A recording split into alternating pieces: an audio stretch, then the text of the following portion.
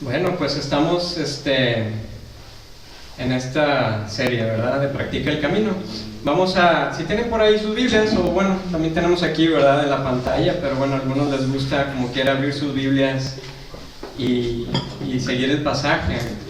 El domingo pasado estuvimos en este mismo libro, en Juan, en el capítulo 6, ahora vamos al capítulo 7. Si recordamos en el 6, Jesús nos dice que Él es el pan de vida, ¿verdad? Ahora nos va a decir otra cosa muy interesante también a nosotros. Entonces es Juan, capítulo 7, a partir de los versículos del 37 al 44. Y también tenemos ante nosotros un desafío, ¿verdad? Como sus aprendices en esta invitación que nos hace Jesús. Entonces Jesús está en la fiesta de los tabernáculos y como quiera vamos a ver un poco de contexto durante este tiempo.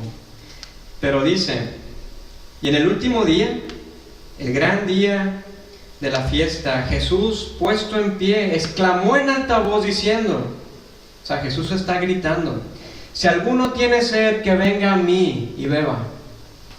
El que cree en mí, como ha dicho la Escritura, de lo más profundo de su ser brotarán ríos de agua viva.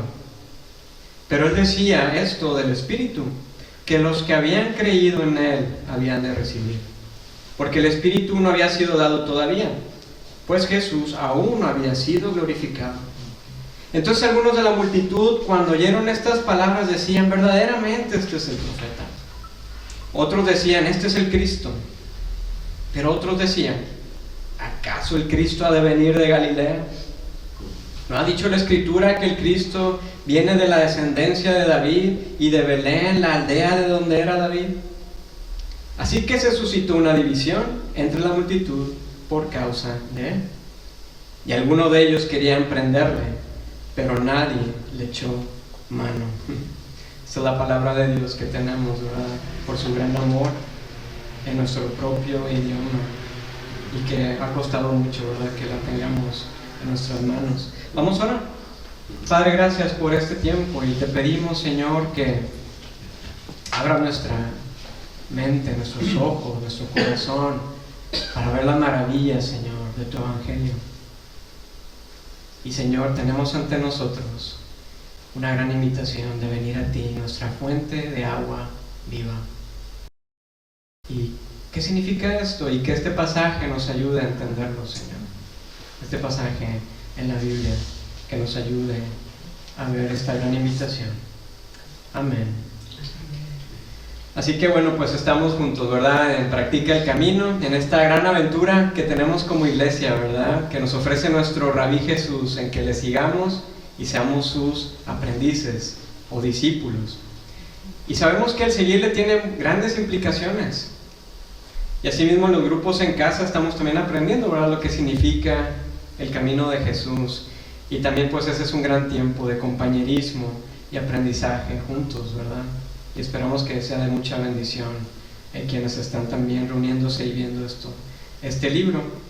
Y en estos domingos pues hemos estado viendo varios pasajes de los evangelios, como por ejemplo el evangelio de Marcos, cuando Susi nos recordó unos domingos atrás que los discípulos están en medio de la tormenta, si recuerdan, en Marcos capítulo 4, y ellos en medio de la tormenta se encuentran con la tremenda realidad de lo que significa la divinidad de Jesús, pero también la paz que Él solamente nos ofrece dentro del caos, ¿verdad? Y después también vimos en Marcos en el capítulo 1 que nos dice cómo Jesús comienza su ministerio en Galilea. Y nos dice, ¿verdad? Jesús, que el reino de Dios ha llegado, el tiempo se ha cumplido. El reino de Dios está entre nosotros, que nos arrepintamos y que creamos el Evangelio de Jesús.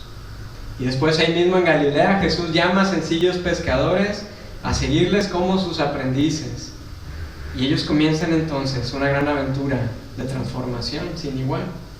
Y el domingo pasado estuvimos también en este libro de Juan, pero en el capítulo 6, y viendo cómo Jesús nos revela que Él es el pan de vida. Y que tenemos ante nosotros un gran desafío interesante, ¿verdad? Un desafío importante de que Jesús o es todo o es nada. O consideramos seriamente su invitación de seguirle, o simplemente dejarle. Pero no hay término medio. Y vimos esa confesión de Pedro a Jesús. Y le dice Pedro: Maestro, ¿quién más iremos? Solo tú tienes palabras de vida y eres el Santo de Dios. ¿Con quién más vamos a ir? Tú eres el Hijo de Dios. Y ahora es interesante que estamos en este capítulo 7 y Jesús hace otra declaración también muy interesante y muy profunda. Y tenemos nuevamente este domingo una invitación para considerar seriamente lo que nos dice Jesús. Y lo que nos dice no es para que pase desapercibido. Lo que vemos que hace Jesús no es un acto de simple amabilidad o hospitalidad de ofrecer agua a los sedientos en esta fiesta de los tabernáculos. Porque vemos que grita, ¿verdad? Que tenga sed, que venga a mí y beba. No, es algo más importante lo que Jesús está diciendo. Porque su declaración es de dimensiones cósmicas. Amigos, todos nosotros tenemos sed, pero no es una sed cualquiera, o la sed física que tenemos que satisfacer pues para vivir tú y yo. Tú y yo tenemos una sed que es de dimensiones espirituales. Tenemos una sed de shalom, tenemos sed de ver y experimentar verdaderamente una paz en nuestro mundo. Tenemos una sed de encontrar satisfacción en relaciones de respeto, de amor. Tenemos sed de encontrar satisfacción de justicia en todos los sentidos. También tenemos sed de conseguir siempre el fruto de nuestro trabajo, ¿cierto? Tenemos sed de encontrar todo en orden, pero también tenemos sed de amar y de ser amados. Así que, ¿de qué agua bebemos? ¿Cómo satisfacemos esta sed espiritual? Algunos piensan que, bueno, tal vez formando una familia, ¿verdad? O casándonos con la persona indicada, o al iniciar una carrera profesional, o tal vez creando una imagen, ¿no? en las redes sociales, o trabajando mucho y duro, o buscando siempre experiencias gastronómicas de viaje y ocio. ¿Qué piensas? ¿De qué agua bebemos? Ahora, para poner en contexto lo que está pasando en estos versículos del Evangelio de Juan, tenemos que entender que lo que él está diciendo es una declaración muy enérgica al final de la fiesta de los tabernáculos, que por cierto es un nombre muy interesante, ¿verdad? Para una fiesta, ¿no? Esta fiesta de los tabernáculos es como si fuera la feria de Sevilla, o sea, una señora fiesta. La fiesta de los tabernáculos, o Sukkot en hebreo, es una fiesta que dura entre 7 a 8 días y se celebra en Jerusalén a finales de septiembre, mediados de octubre. A veces cambia, ¿no? Como nuestra Pascua. Pero en esta fiesta el pueblo de Israel recordaba los 40 años de peregrinaje en el desierto, después de haber salido de la esclavitud de Egipto, antes de que llegaran a la tierra prometida. Y lo que hacían, y todavía lo siguen celebrando, ¿no? En la actualidad, durante estos 7 días lo que hacen es una serie de rituales para recordarse a sí mismos cómo Dios, como Yahweh, había provisto de todo para ellos en el desierto.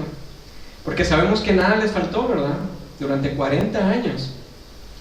Y también durante esta celebración la gente vivía al aire libre en cabañas para recordar cómo Dios cuidó de ellos cuando vivían en tiendas de campaña o en tabernáculos, como tenemos un poco aquí en esta foto, ¿no? Cuando no tenían casas permanentes porque están vagando en el desierto. Pero también otra cosa que hacían, y esta es la más significativa, y es en la que se fija Jesús, era que todos los días los sacerdotes iban al estanque de Siloé y sacaban agua del estanque con un cántaro de oro. Y después todos iban en procesión, todo el pueblo danzando, cantando, juntos. El pasaje de Isaías 12, que dice: con alegría sacaréis agua de los pozos de la salvación. Así que toda una gran fiesta. Y todos están viendo, ¿verdad?, cómo se derrama el agua.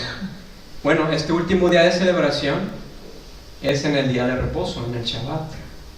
Y era un día de gran gozo. Y era tanta la alegría con la que se realizaba esta ceremonia, con todo el sonido de trompetas y la danza y los cantos, que se decía: quien no haya presenciado esta fiesta no ha visto regocijo alguno. O sea que es mucho más grande que la feria de Sevilla. Y luego en el altar los sacerdotes derraman el agua todos los días. ¿Y por qué hacen esto? Bueno, porque también recordaban ese tiempo en que Dios proveyó agua de una roca. Hubo un tiempo en el que tuvieron sed en el desierto, si recuerdas esos pasajes de Éxodo. Tenían sed y estaban a punto de matar a Moisés, el líder que Dios había elegido para su pueblo. ¿Recuerdas esa historia? Todo el pueblo estuvo en lucha contra Dios. Y ellos estaban declarando: ¿está Dios con nosotros? Dios nos sacó de Egipto para matarnos de sed. ¡Wow! ¡Qué fuerte! Estaban poniendo en duda la fidelidad y el amor de Dios hacia ellos. Y nos dice Éxodo 17 que después de todo esto, el Señor le dijo a Moisés: Moisés, pasa delante del pueblo y toma contigo algunos de los ancianos de Israel, y toma en tu vara la vara con la cual golpeaste el Nilo, y ve, y aquí yo estaré allí delante de ti sobre la peña en Horeb, y golpearás la peña y saldrá agua a chorros para que beba todo el pueblo. Qué increíble, ¿verdad? Entonces Moisés golpea la roca para que fluya agua y que la vida de los israelitas fueran salvadas. Amigos, este fue un acto de misericordia y justicia de Dios hacia ellos. Nada les faltó. Pero ¿qué sabemos del pueblo de Israel? Pues que fueron siempre desobedientes, de dura cerviz, ¿verdad? Como dice, testarudos, quejumbrosos e infieles ante Dios. Así que tenemos todo este contexto, ¿no? Y los detalles en esta fiesta de los tabernáculos. Y Jesús, nuestro Maestro, también Él está celebrando, Él está participando de la tradición y los rituales, y cantando y observando el derramamiento de agua todos los días, de ese gran recordatorio del agua que salió de la roca. Pero unos versículos anteriores que no leímos nos dicen que en la fiesta había gente que estaba buscando a Jesús para apresarlo y matarlo. De hecho, el versículo 10 nos dice que Jesús subió a la fiesta en secreto.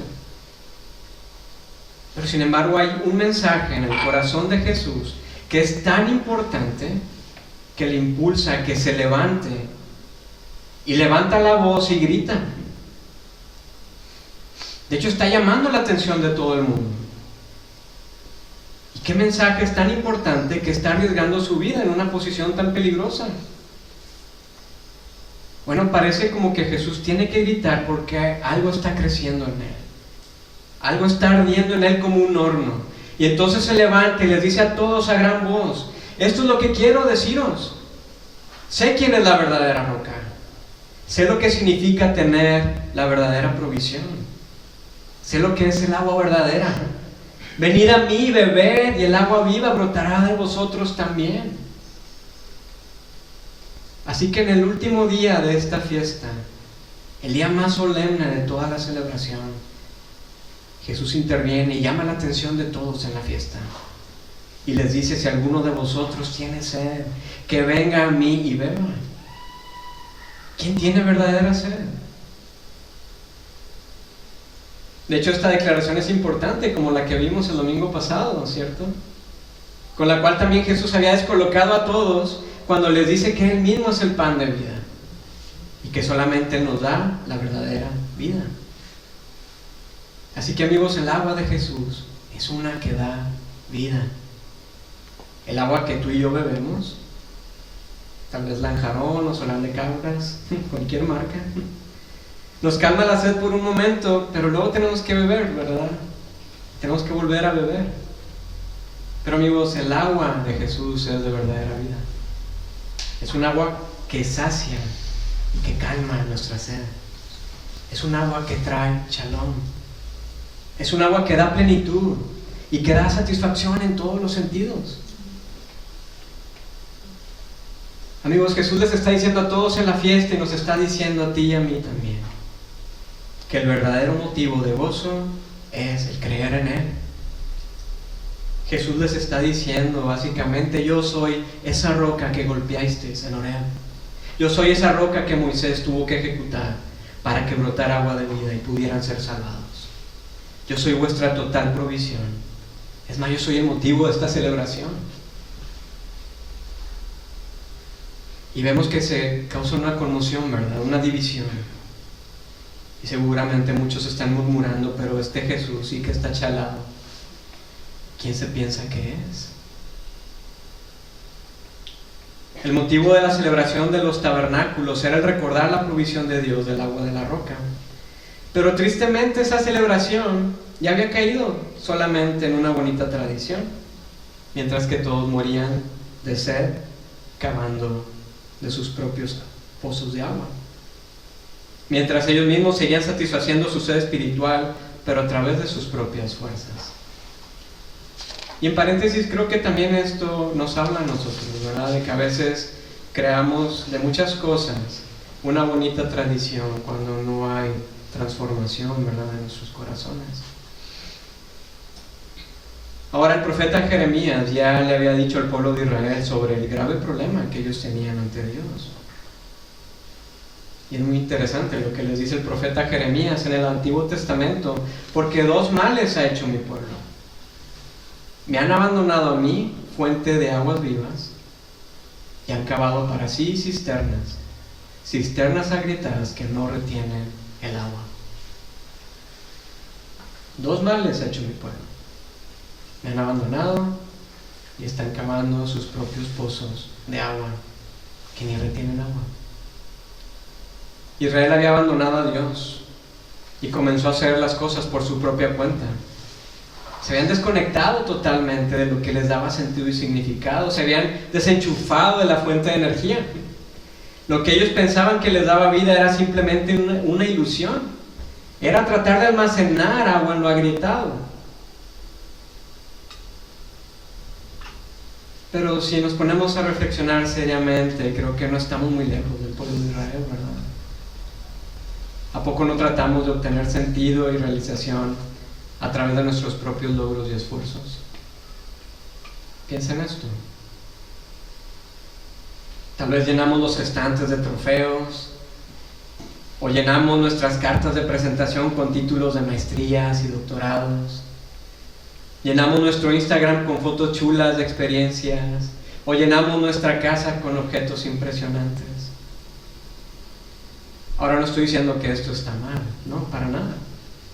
Pero lo que me refiero es que cuando ponemos nuestro esfuerzo y esperanza en estas cosas, nos damos cuenta que al final del día seguimos sedientos, sin verdadera vida y sin gozo. Lamentablemente los judíos habían despreciado su conexión directa con el autor y creador de la vida. Es más, habían perdido su vocación, su llamado de ser los representantes de Dios en la tierra, siendo agentes de Shalom. Toda su idea de Dios había sido reducida a simples rituales y bonitas tradiciones que estaban totalmente alejados del proyecto del reino de Dios. Necesitaban volver a la única fuente de agua, el pozo del agua de la salvación, de la que ellos cantaban en esta fiesta, estaba delante de ellos, frente a sus propios ojos. El agua que Jesús nos ofrece es para quienes estamos en verdad sedientos, para quienes estamos necesitados, para quienes sabemos que nuestras cisternas no retienen agua, porque sabemos que es inútil cavar nuestras propias cisternas. Y es interesante que Jesús no solamente cita el capítulo 12 de Isaías, sino también Él está citando el 25, que de hecho es lo que estuvimos viendo, ¿no?, durante las canciones. Jesús también está citando este pasaje que dice: todos los sedientos, venid a las aguas, y los que no tenéis dinero, venid, comprad y comed. Venid, comprad vino y leche sin dinero y sin costo alguno. Amigos, Jesús nos invita a quienes no sabemos que no tenemos nada, a quienes no sabemos que estamos sedientos, a quienes no tenemos ni siquiera con qué pagar, y nos invita a un banquete, a un festín, y es gratis para nosotros, gratis, pero ha costado demasiado a Jesús. Su invitación es una de gran banquete, y esta es la verdadera celebración, y su celebración es todavía mucho más soberbia, más profunda. Ahora todos en la fiesta conocían los pasajes que Jesús está usando de referencia, y seguramente algunos los estarían recitando en sus mentes mientras lo está diciendo Jesús. Es interesante que Isaías 55 termina de una manera asombrosa. Porque con alegría saldréis y con paz seréis conducidos. Los montes y las colinas prorrumpirán en gritos de júbilo delante de vosotros. Y todos los árboles del campo batirán palmas. En lugar del espino crecerá el ciprés y en lugar de la ortiga crecerá el mirto. Y esto será para gloria del Señor, para señal eterna que nunca será borrada. ¿Que nuestro corazón no busca precisamente esto? ¿Que no tenemos sed de esa alegría y paz? De hecho es lo que más desea el mundo, ¿no? Tenemos una sed de paz y felicidad, pero lamentablemente buscamos en otras fuentes. Pero no hay otra fuente, no hay otro río de aguas vivas. Esto me recuerda mucho la conversación que tienen dos personajes del libro La Silla de Plata, que es el cuarto libro de las Crónicas de Narnia, del autor y filósofo irlandés C.S. Lewis. No sé si conocéis las Crónicas de Narnia.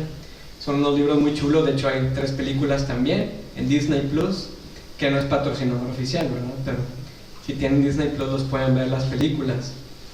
Pero la protagonista en este libro se llama Jill, es una niña, y ella ya había escuchado las historias, ¿no?, de Narnia a través de sus primos, y las historias de Aslan, el gran león, el gran rey de Narnia.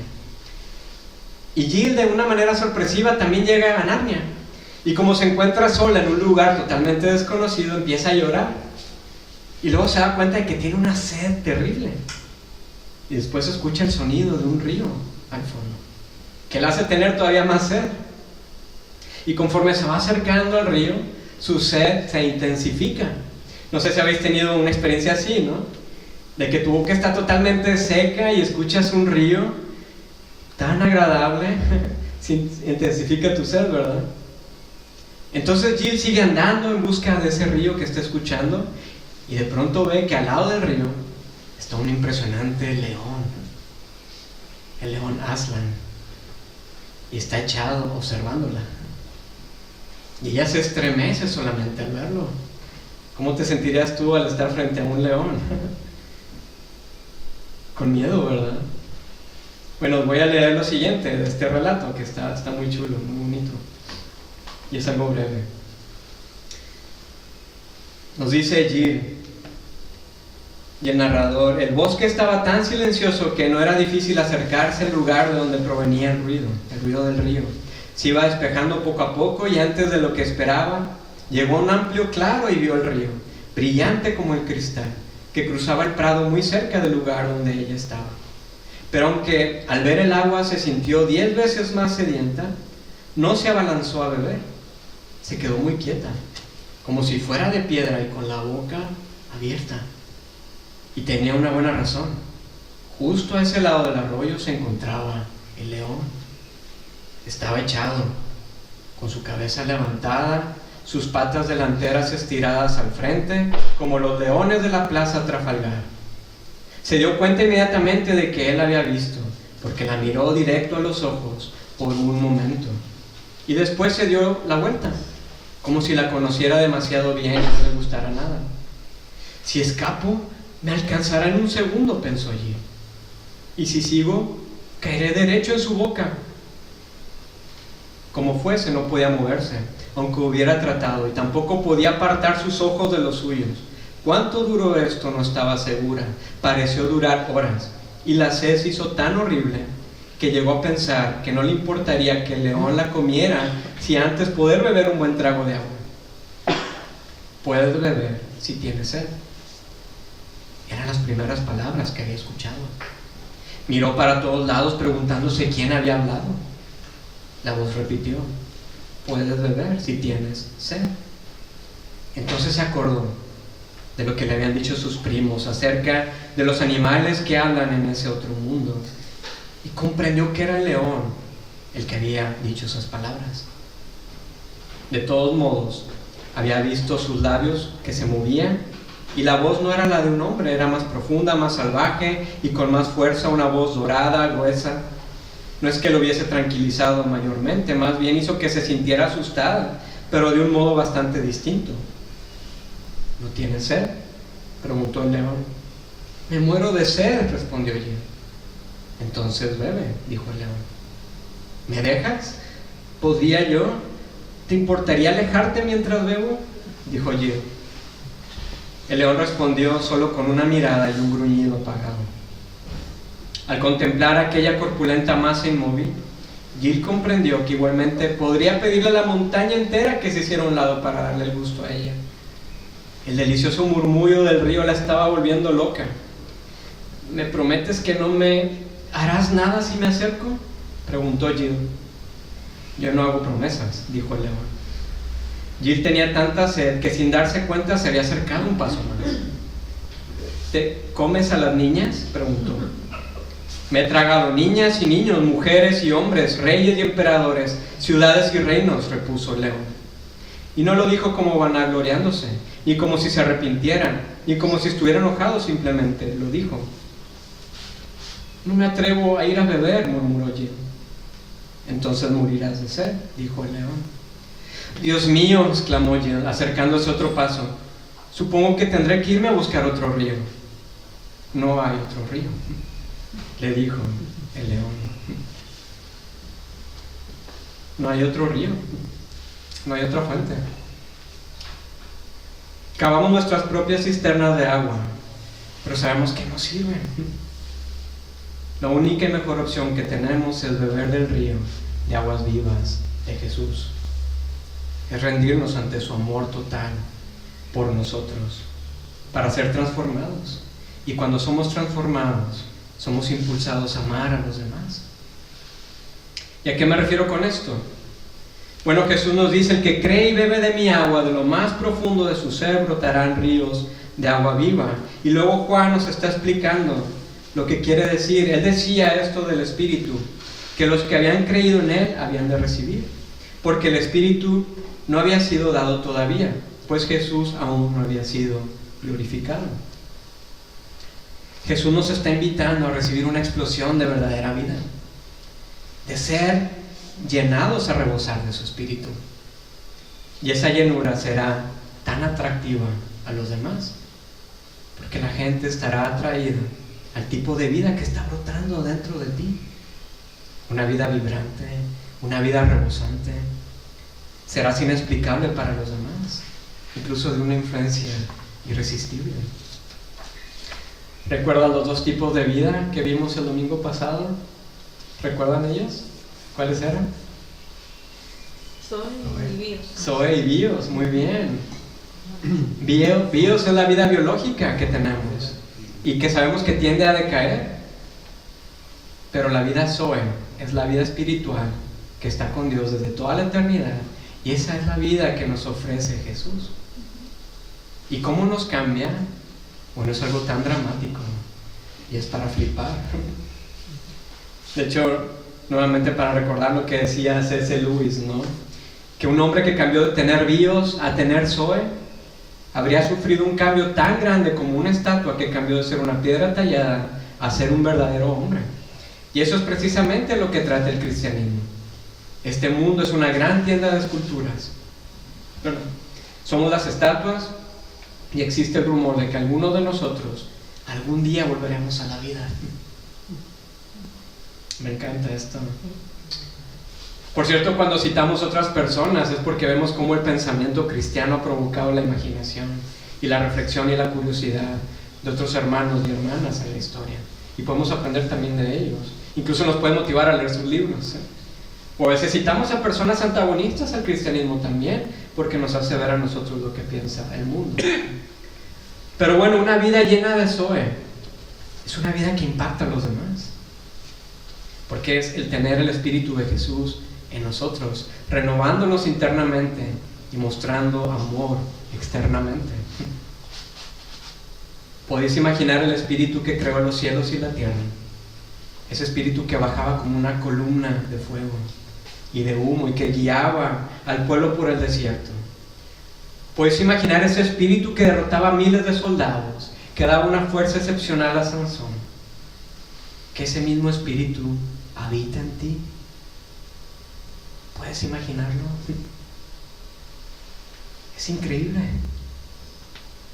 Por eso es interesante la invitación que nos da Jesús de seguirle como nuestro maestro y nosotros como sus aprendices. Tal vez nos hemos acercado a la Biblia o al cristianismo como si fuera un manual de IKEA, que nos dice qué hacer ante diferentes situaciones de vida. Sin embargo, no es así. Y no nos acerquemos de esta manera.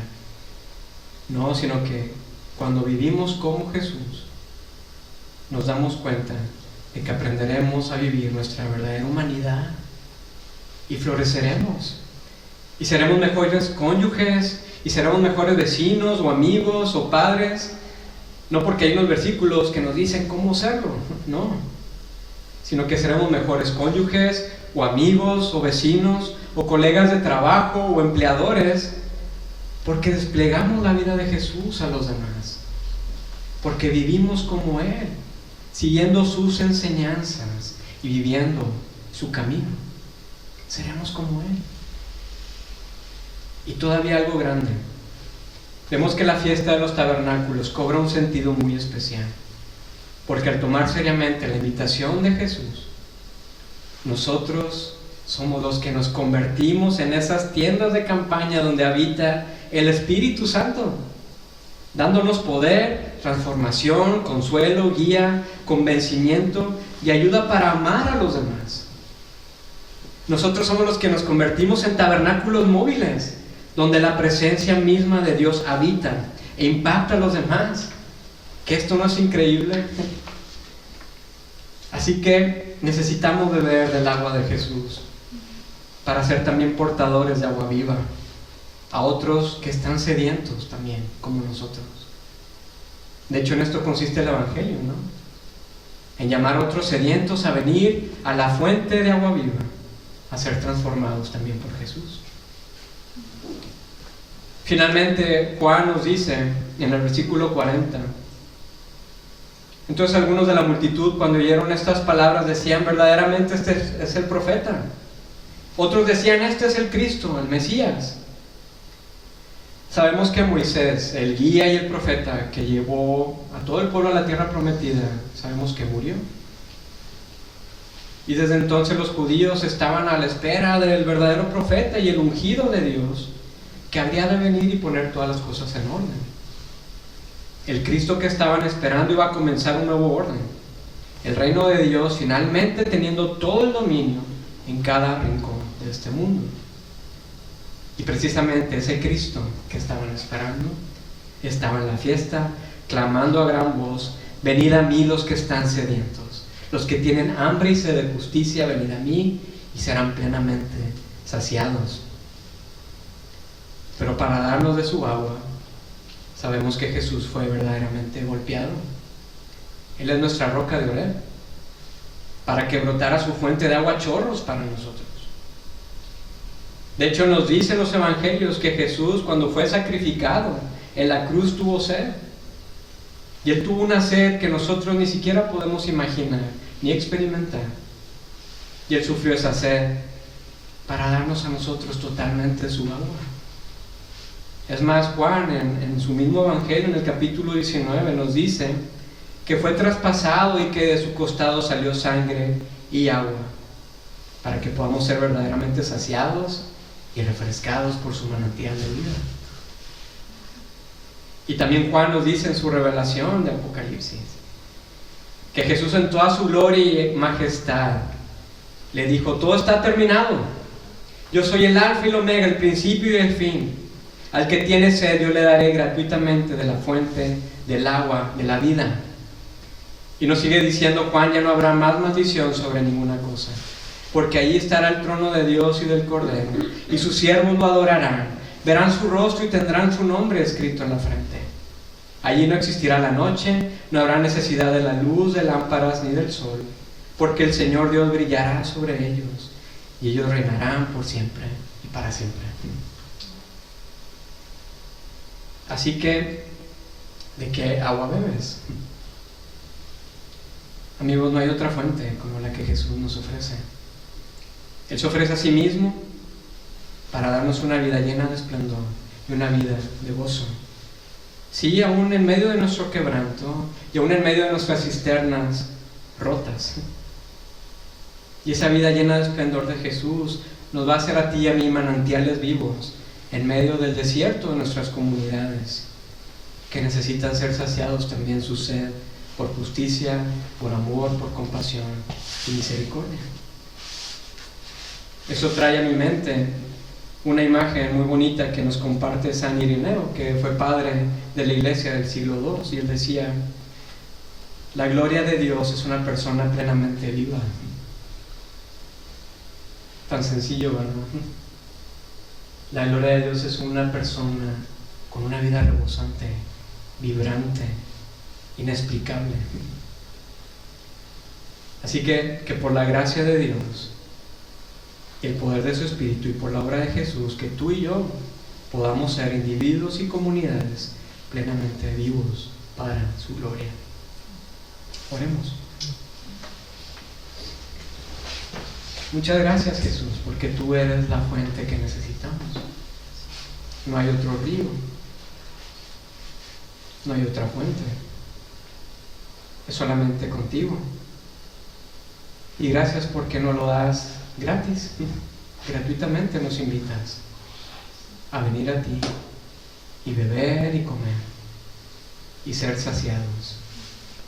Padre, ayúdanos, sigue transformando nuestros corazones, ayúdanos a practicar tu camino, a ser como tú, a estar contigo y a hacer las cosas que tú hiciste. Y Padre, prepara también nuestros corazones cuando juntos también en comunidad pasemos a la mesa, a tu gran banquete, y tener todo esto en nuestras mentes mientras comemos y bebemos, Señor, de lo que representa tu cuerpo y tu sangre, para ser plenamente saciados. Gracias, Jesús. Te pedimos que estés con nosotros y que nos ayudes. En tu nombre oramos. Amén.